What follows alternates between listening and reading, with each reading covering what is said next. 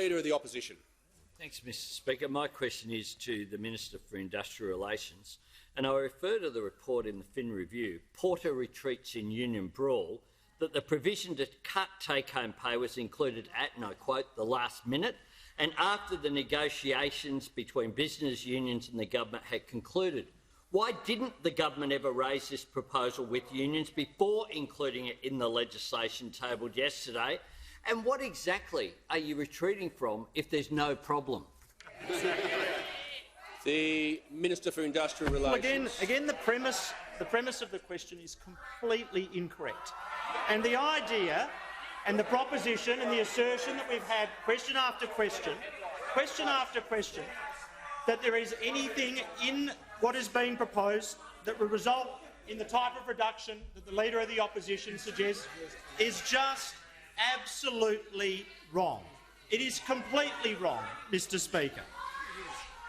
And the protections that exist in the Act presently that Labor inserted are precisely, word for word, the protections that we have suggested should remain in the legislation that is now before the Parliament. Is warned. Absolutely word for word. And when you go to the relevant provisions,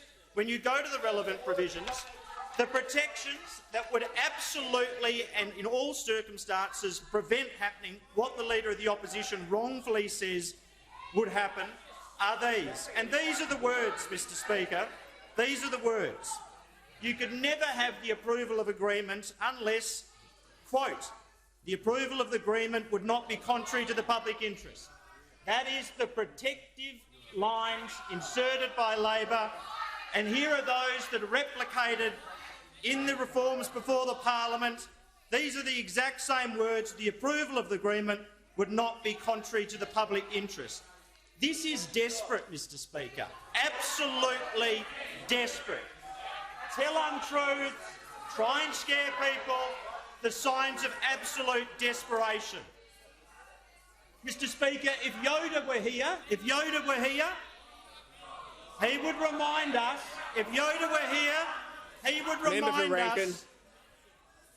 he would remind us that fear of leadership tensions leads to the dark side, Mr Speaker. Fear of leadership tensions leads to the dark side. Leadership fear leads to anger. Anger leads to wildly untrue assertions in question time. That is the path to the dark side of politics, Mr Speaker, and that's the path that this Leader of the Opposition is on.